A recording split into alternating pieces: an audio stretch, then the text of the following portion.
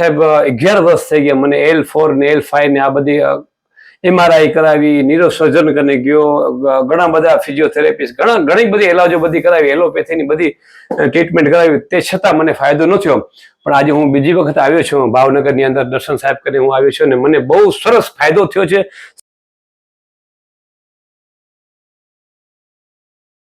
તો મિત્રો આજ સાથે ફાઇનલી દેવાંગભાઈ આપણી જોડે છે. તેઓ પણ કંઈક સારું કાર્ય કરી રહ્યા છે અને એને કમરમાં ખૂબ જ તકલીફ હતી. L4 L5માં ડિસબલ્જ હતું, એને હિસાબે એને દુખાવો ઘણી બધી જગ્યાએ થતો હતો. તો આપણે તેને પૂછીએ કઈ રીતે શું થતું હતું. દેવાંગભાઈ ક્યાંથી આવો છો અને આપણે શું તકલીફ હતી? મારું નામ છે દેવાંગભાઈ રામભાઈ ગઢવી. કચ્છ નાના ભાડિયા ગામ છે મારો, માંડવી તાલુકો છે, કચ્છ જિલ્લાનો છું. અને છેલ્લા સાહેબ 11 વર્ષ થઈ ગયા મને L4 ને L5 ને આ બધી MRI કરાવી, ન્યુરોસર્જન કરીને ગયો, ઘણા બધા ફિઝિયોથેરાપિસ્ટ, ઘણી બધી ઇલાજો બધી કરાવી, એલોપેથીની બધી ટ્રીટમેન્ટ કરાવી, તે છતાં મને ફાયદો ન થયો. પણ આજે હું બીજી વખત આવ્યો છું ભાવનગરની અંદર દર્શન સાહેબ કરીને હું આવ્યો છું અને મને બહુ સરસ ફાયદો થયો છે. સાથે સાથે સમગ્ર ગુજરાતના લોકોને કહીશ કે એક નાનકડી વાત, મારું નામ છે દેવાંગભાઈ ગઢવી, કચ્છ, બરાબર. હું જે વિષય ચલાવી રહ્યો છું અને સાહેબ પણ આવો જ એક, કેમ કે હું ગયા ટાઈમે આવ્યો હતો ને, હું રાતના ભાગમાં આવ્યો હતો, સવારના ટ્રીટમેન્ટ માટે હું આવ્યો હતો. સવારના સાહેબ છે ને એક ડોક્ટર નથી. ઘણા લોકો કહે છે કે ડોક્ટર નથી. ડિગ્રી છે 100%, બહાર ભણી આવ્યા છે, બોર્ડ પણ મેં જોયો બધો, પણ સાહેબ છે ને એક સંસ્કૃતિના માણસ છે. શું કામ? જ્યાં સંસ્કૃતિ હોય ને ત્યાં પરમાત્મા આવે, એનો આવાસ થાય. હું ગઢવી છું, બહુ જવાબદારીથી બોલું છું. સમગ્ર ગુજરાતના લોકોને કહીશ કે તમે 4 વ્હીલર તમારા ઘરે ગાડી હોય અને એલાઇનમેન્ટ બેલેન્સિંગ આપણે ન કરાવીએ અને ખાડામાં પડે, પછી ટાયર ઘસાય, બેરિંગ તૂટે, તો આવી રીતે દરેક વ્યક્તિને જે આજે લાઈફ બધી એકદમ આપણે કહેવાય ને કે એકદમ લાઈફ એન્જોય જેવી લાઈફ થઈ ગઈ છે. આપણે પહેલા યુરોપમાંથી હવે ઇન્ડિયામાં પણ એવી રીતે ગાડીઓ, ઘોડા, એસી બધા આપણે ફરીએ છીએ. વોક બિલકુલ નથી કરતા આપણે. એકદમ અને ઘઉંનો વપરાશ વધારે થઈ ગયો, મેંદાનો વપરાશ વધારે, તેલનો યુઝ વધારે થઈ ગયો.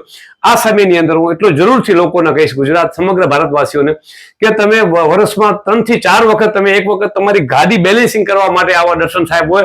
અને પણ કોઈ ડોક્ટર તમારા આજુબાજુ એવું નથી કે ખાલી દર્શન સાહેબ માટે, પણ જ્યાં તમારે આવા જે ડિગ્રી વાળા લોકો હોય ત્યાં કરીને તમારું આખું શરીર ચેક કરાવો. એનાથી શું થાય છે સાહેબ, હું તો બહુ ભણેલો નથી, મારી એજ 54 વર્ષ છે, પણ એટલું જરૂર કહીશ કે તમે આજે કઈ પ્રોબ્લેમ છે, જે મને પ્રોબ્લેમ હતો, 10-11 વર્ષ મુંબઈ લગી બધા ડોક્ટરો કને ગયો, ક્યાં મને ફરક ન પડ્યો. પણ એ વિષય નહોતો, એ લોકોનો ફરક ન પડ્યો એટલે એલોપેથીના ડોક્ટરનો વિષય નહોતો. વિષય તો એલિમેન્ટ બેલેન્સિંગ કરવાનો. તો સાહેબે શ્રી મને એલિમેન્ટ આખો બેલેન્સિંગ કરી નાખ્યો શરીર. હવે મને એમ લાગે છે કે હું જયારે 41 વર્ષનો હતો ત્યારે મને પ્રોબ્લેમ થયો હતો, આજે 54 વર્ષ થઈ ગયા મને, તો મને એમ લાગે છે કે હવે હું ઉડીશ. કેમ કે તાકાત હોય, નિર્વેશની માણસ છું.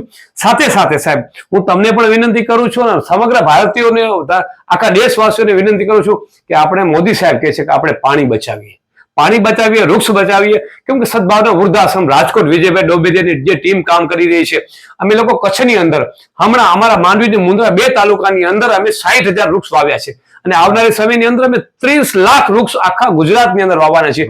તો દરેકો ભારતીયો, ગામડીઓ ક્યારે ટેકશે? સંસ્કૃતિ ક્યારે ટેકશે? જ્યારે ગામડિયામાં લોકો ટેકશે. માઇગ્રેટ જે ગામડિયા મૂકીને સિટી તરફ જાય છે, માણસો દુઃખી થાય છે. પણ હું એટલો જરૂર છે કે આપણે પાણી બચાવીએ, જળ બચાવીએ.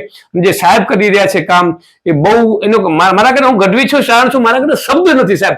તમે એક પવિત્ર વ્યક્તિ છો. સવાર પણ એવા છે માણસો અહીંયા આવે છે ને, તમે હાથ લગાવો છો એનાથી પહેલા તો માણસો પોતે ઓટોમેટિક બરાબર થાય છે. મારે કઈ તમારા ઘરે 5 પેટી નથી લેવા, મારા ઘરે એકબીજાને કોઈ બીજો કઈ સંબંધ નથી. પણ એક ખોટી દિશામાં લોકો ન જાય, ખોટી ટ્રીટમેન્ટો ન કરાવે, ખોટા આજે MRI કરે 4-5 હજાર રૂપિયા લાગે છે. મારા ભેગા ભાઈ આવ્યા છે, અમે લોકો જો MRI નો આખો રિપોર્ટ ને બધું છે, 4-5 હજાર. આ તો સાહેબ નોર્મલ 500 રૂપિયા લે છે, બરોબર? 500-1000 જેવી રીતે આપણે ટ્રીટમેન્ટ કરાવીએ એવી રીતે નોર્મલ ફી છે એકદમ. આજે તો માણસ જમવા જાય તો 500 રૂપિયા થાય છે. એટલે સાહેબ તમને ખૂબ અભિનંદન આપું છું અને એવી માતાજી ભગવતી માં, અમારી સોનલકર, માં મોગલકર, એવી પ્રાર્થના કરું છું કે અમારી આયુષ તમને લાગી જાય અને લોકોને, નાના માણસોને પણ તમે 500, 1000, 2000 માં. એક ભાઈ કીધું કે અમારા કને પૈસા નથી. સાહેબ કે તમારી પૈસાની જરૂર નથી, પણ તમે આવજો જરૂર. એટલે તમારા માતા પિતાને પણ હું વંદન કરું છું જન્મ તારીખે અને તમને પણ વંદન કરું છું. આવનારી પેઢી 1000% તમારી સારી થશે એવા હું તમને જન્મ તારીખે આશીર્વાદ પણ આપું છું. તો મને આવીને બહુ આનંદ થયો. ત્યાં ભગવાનનો વાસ છે, વાસ હોય એ પોતે કામ ભગવાન કરે. એટલે ખૂબ અભિનંદન સાહેબ. અને હું આજે બરાબર થઈ રહ્યો, મને એમ લાગે છે કે પાછો જવાન થઈ ગયો છે 25 વર્ષનો. ખૂબ અભિનંદન સર, તમારો you, ખૂબ અભિનંદન. બસ લોકોને અંતિમ વાત, આપણે પાણી બચાવીએ, ઝાડ બચાવીએ અને ગામડિયાની ગાય આધારિત ખેતી કરીએ, ઓર્ગેનિક ખેતી કરીએ, ફર્ટિલાઇઝર નહીં, યુરિયા ડીએપી નહીં, આપણે આ ગાય આધારિત ખેતી કરીએ. નમસ્કાર. થેન્ક યુ, ખૂબ ખૂબ આભાર.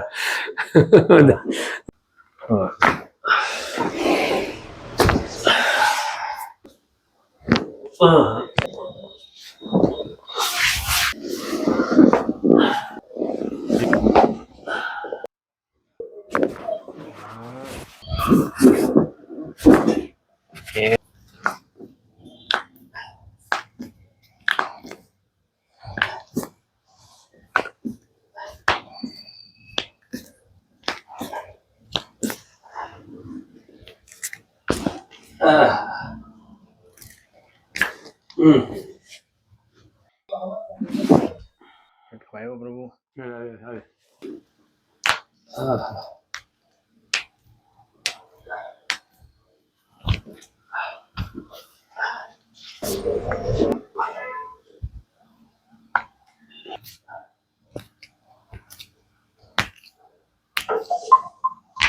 હા.